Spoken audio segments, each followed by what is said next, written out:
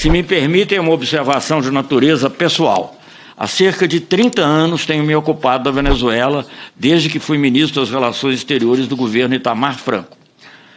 Àquela altura, em uma visita a Caracas, ouvi de empresários venezuelanos comentários golpistas dirigidos ao presidente Rafael Caldeira, que estava longe de ser um radical. Na Venezuela, a construção da democracia depende ainda de um consenso básico sobre os princípios da convivência política.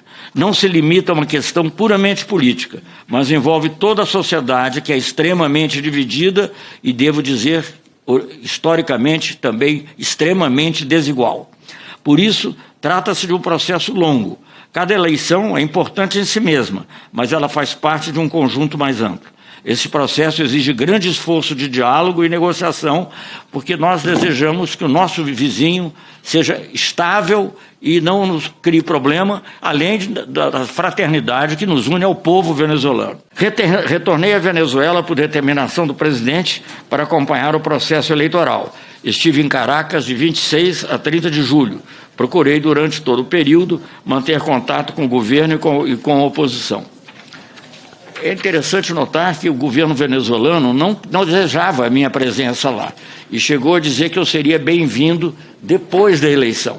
Mas o presidente Lula foi muito claro ao responder ao presidente Maduro, disse, ou ele vai agora e participa e vê a eleição, ou não vale a pena ir. E assim foi. Eu fui, portanto, cheguei na véspera da eleição, 2 dias antes da eleição. Ao chegar, fui recebido pelo chanceler Ivan Rio e no dia seguinte conversei separadamente com o negociador do governo e presidente da Assembleia Nacional, Jorge Rodrigues, e com o negociador-chefe da oposição, Geraldo Blade. Ambos os lados pareceram muito convictos de que venceriam, mas demonstravam acentuada desconfiança mútua. Reuni-me com integrantes do Centro Carter, com o coordenador da ONU em Caracas e com o painel da ONU, designado pelo secretário-geral Antônio Guterres. Também procurei colher elementos de analistas independentes vinculados à universidade e institutos de pesquisa. Todos com quem falei, governo, oposição e especialistas, demonstraram confiança em relação ao sistema eletrônico de votação. Avaliaram que eventuais intercorrências poderiam ocorrer devido a fatores humanos e não com o sistema propriamente dito. Minha missão, aliás, não era atuar como observador eleitoral, até porque não dispunha de ferramentas técnicas para tanto. Fui como enviado do presidente Lula com o objetivo de sentir o clima geral que se deu a eleição, ex-presidente José Luiz Zapatero, da Espanha, e Leonel Fernandes, da República Dominicana. Assinalo como curiosidade que todos eles estiveram um longo tempo, durante 2 noites, não o tempo todo, mas durante 2 períodos à noite, na Embaixada do Brasil, o que mostrava, digamos, a centralidade que eles atribuem ao Brasil numa eventual solução. Antes das eleições e durante o tempo em que as urnas ficaram abertas, não chegou ao meu conhecimento nenhum incidente significativo. Circulei pela cidade e senti um clima de tranquilidade. Comecei a receber relatos de problemas na noite do dia 28 de julho. No início da noite, recebi a informação de que os fiscais da oposição não teriam conseguido obter cópias de boletins de urnas, as chamadas atas, de mesas eleitorais. Transmiti essa informação ao Centro Carter para que pudesse averiguar o ocorrido. Resultados parciais foram anunciados pelo Conselho Nacional Eleitoral às 23, mais ou menos, entre 23 e meia-noite, com 80% dos votos apurados. Segundo o anúncio, Maduro teria alegadamente ganhado com 51,2% dos votos e Edmundo teria obtido 44,2%. Esses resultados foram atualizados no dia 2 de agosto, com 96,97% da apuração, assim alegado. Nessa atualização, Maduro contaria com 51,96% e Gonçalves com 43,18%. No dia seguinte à eleição, houve manifestações já um pouco conturbado, com um clima já um pouco conturbado, tanto contra quanto a favor do governo. Creio que a presença de um enviado brasileiro contribuiu pelo menos para evitar algum episódio de violência.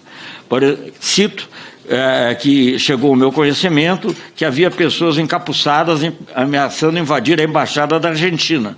Eu entrei em contato com a autoridade do governo, que rapidamente dispersou os manifestantes. Em 19 de julho, fui recebido no Palácio Miraflores pelo presidente Maduro, que estava acompanhado do presidente da Assembleia Nacional, o já citado Jorge Rodrigues.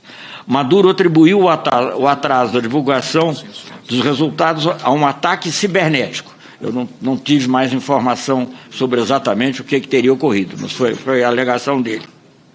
E indicou que as atas seriam apresentadas nos próximos dias, se posso citar, como sempre ocorre, o que ele disse. Quer dizer, eu perguntei, ao final, foi uma longa conversa de quase uma hora, mais ou menos, o Aldo estava comigo, e no dia seguinte, em 29 de julho, perdão, isso aqui, 19 de julho é aniversário da minha mãe, então por isso. Nesse mesmo dia, recebi na Embaixada do Brasil Edmundo Gonçalves, que insistiu na necessidade da transparência dos resultados e pôs em dúvida o que havia sido anunciado pelo Conselho Nacional Eleitoral. Bom, aí encerrou-se a minha missão em Caracas, eu voltei para o Brasil, já num clima de incerteza. Em 31 de julho, o Centro Carter publicou comunicado em que afirmou que não podia verificar ou que o anúncio dos resultados sem a publicação de dados detalhados não tem precedente em eleições democráticas contemporâneas. Então, essas críticas às quais nós damos muita importância. O partido governista decidiu apresentar as cópias dos boletins, alguns dias depois, ao Tribunal Supremo de Justiça. A oposição optou por publicar as suas cópias na internet. Em 22 de agosto, o tribunal convalidou os resultados das eleições. Mesmo que a gente não emita juízos sobre decisões judiciais de outros países, o fato é que não se deu publicidade aos resultados de maneira detalhada. As atas não foram publicadas, o princípio da transparência não foi respeitado. Por outro lado, reconhecer os resultados distintos com base em dados colhidos por um dos candidatos representaria também um precedente perigoso para a institucionalidade democrática. Por isso, muitos países que, embora tenham dito que achavam que o Edmundo Gonçalves tinha ganhado, não chegaram a reconhecer oficialmente. Há uma lista de um certo número de países que sim reconheceram, mas os próprios Estados Unidos tiveram uma posição um pouco ambígua a esse respeito. O secretário de Estado, Blinken, chegou a dizer que reconhecia, mas elementos da porta-vozes da Casa Branca disseram que não era um reconhecimento oficial. E é compreensível, porque não se pode, digamos, aceitar como um precedente em vigor o fato de que os resultados oficiais são aqueles apurados pela oposição, ainda que a probabilidade possa ir nesse sentido ou não. Cabe notar que o governo venezuelano ordenou a retirada do corpo diplomático de 7 países que se haviam anunciado de forma crítica sobre o processo eleitoral: Argentina, Chile, Costa Rica, Peru, Panamá, República Dominicana e Uruguai. A pedido dos interessados e com a anuência do governo venezuelano, o Brasil assumiu a representação de interesses da Argentina e do Peru em Caracas, bem como a custódia de suas missões diplomáticas. Posteriormente, a chancelaria venezuelana revogou a permissão para que o Brasil custodiasse a embaixada argentina, onde se encontram 6 opositores asilados. Bem, aí nós entramos já no período pós-eleitoral. E o que fazer diante dessa situação? O presidente Lula falou com o presidente López Obrador, do México, e Gustavo Petro, da Colômbia, no dia 1º de agosto. Nesse dia, Brasil, Colômbia e México publicaram uma declaração conjunta, favorecendo uma solução negociada. Em 8 de agosto, os 3 países publicaram uma segunda declaração conjunta após conversa entre os chanceleres. O presidente Lula manteve diversos contatos posteriores com o presidente Petro, já está mais uns 5 minutinhos. O presidente Lula manteve diversos contatos posteriores com o presidente Petro, 14 de agosto, 21 de agosto, 23 de agosto, 24 de agosto, de modo que havia intensa conversa, ao mesmo tempo que o governo mexicano ficava um pouco mais silente naquele período de transição. Nessas conversas foram discutidas algumas soluções para encaminhar a crise, entre elas a possibilidade de novas eleições ou de formar um governo de coabitação. Mas nenhum dos lados se mostrou favorável a essas ideias.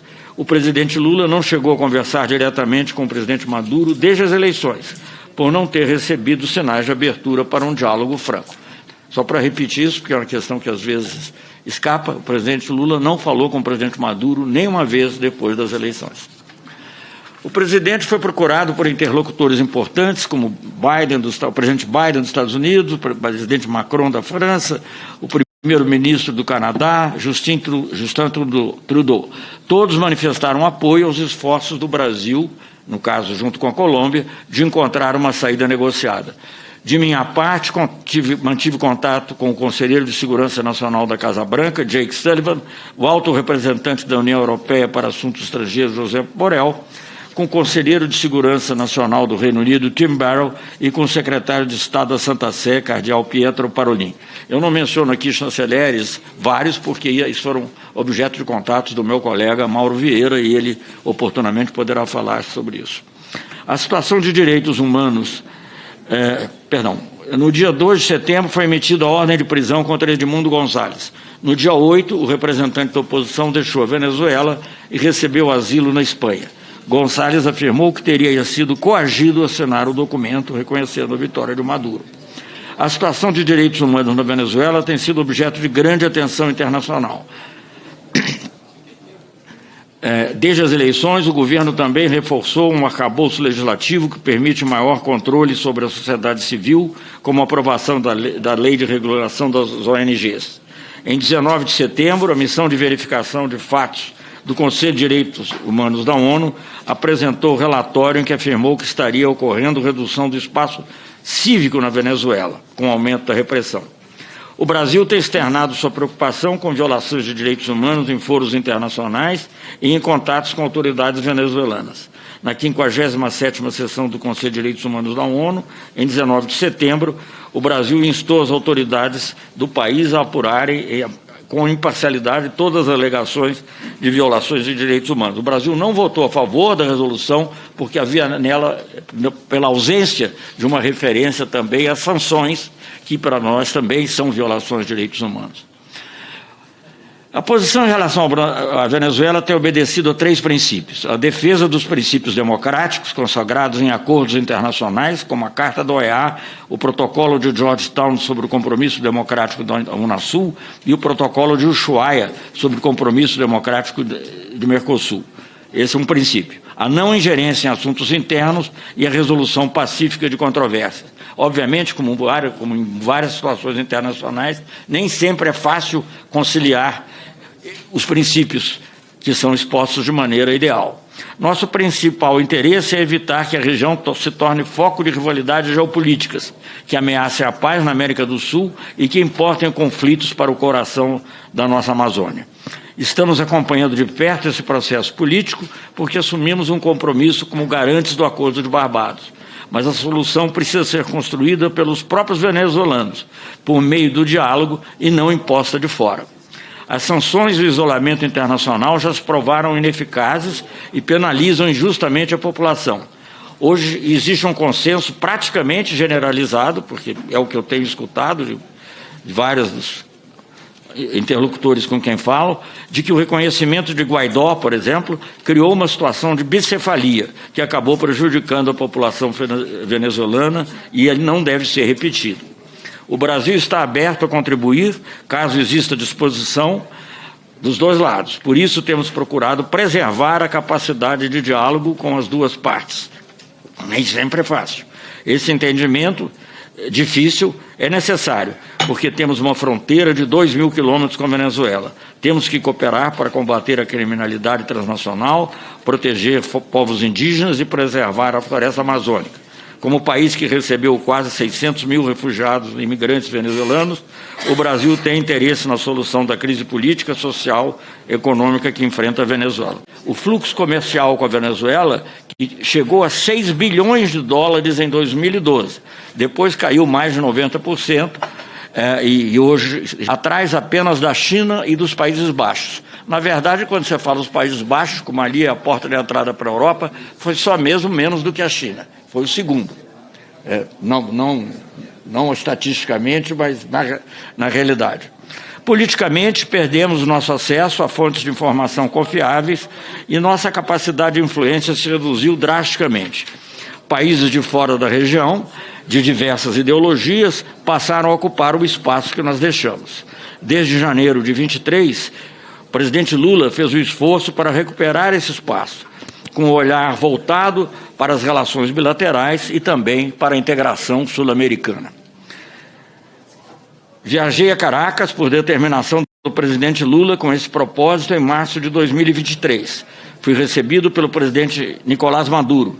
Já nessa ocasião, comecei um diálogo sobre o processo político venezuelano que vinha, pelo menos na aparência, se distendendo, e estive com os dois principais negociadores, o do governo, Jorge Rodrigues, presidente da Assembleia Nacional, e o da oposição, Gerardo Oblide, coordenador da Plataforma Unitária. Em abril de 2023, fui a Bogotá para participar de uma conferência internacional sobre o processo político da Venezuela, na qual cerca de 20 países manifestaram apoio a uma abordagem que conciliasse a definição de garantias eleitorais de um lado e o levantamento das sanções de outro. Em julho, na cúpula da CELAC, União Europeia, em Bruxelas, por iniciativa do presidente Macron, o presidente da França, mais Lula, Petro e o presidente Fernandes, da Argentina, bem como o alto representante Josep Borrell, da União Europeia, promoveram um encontro entre a vice-presidenta Delcy Rodrigues, da Venezuela, e o negociador da oposição, o já mencionado Gerardo Oblide, que resultou em uma declaração conjunta em favor da organização de eleições justas e da suspensão de sanções. Em outubro, estive em Barbados, convidado como o Brasil, para testemunhar a assinatura do Acordo de Promoção dos Direitos Políticos e Garantias Eleitorais entre o governo e a oposição. Esse acordo estabeleceu uma série de medidas para assegurar um processo eleitoral íntegro, incluindo desde a revisão de inabilitações até o levantamento das sanções. Durante todo o processo, o Brasil manteve interlocução com atores relevantes, sobretudo os Estados Unidos. Promovemos contatos entre os Estados Unidos e a Venezuela sobre a libertação de prisioneiros e sobre o levantamento das sanções. Eu deveria fazer aqui um rápido parênteses sobre a questão desse equívoco, porque ela não é propriamente o objeto dessa exposição, mas de alguma maneira influiu. Em meio a esse processo que eu estou contando, houve um aumento de tensões entre a Venezuela e a Guiana em razão do referendo que o governo venezuelano organizou a respeito da soberania da região de Essequibo, disputada entre os dois países. Isso me fez retornar a Caracas, em novembro, para manifestar a preocupação do governo brasileiro com a questão. Qual a preocupação central, além da possibilidade de conflitos na região amazônica, com interferências provavelmente de países geopoliticamente contrários um ao outro e distantes, mas também o fato de que o Brasil que tem 10 fronteiras, tem mantido uma posição de que os pacta sunt servanda, quer dizer, vamos deixar tudo como está, porque se nós começarmos a abrir cada caso de fronteira, isso será uma história sem fim. Bom, nesse contexto, o Brasil, por determinação do presidente, participamos da reunião em São Vicente e Granadinas, em que os presidentes da Venezuela e da Guiana assinaram uma declaração se comprometendo a não fazer o uso da força e a manter a América do Sul como zona de paz e cooperação.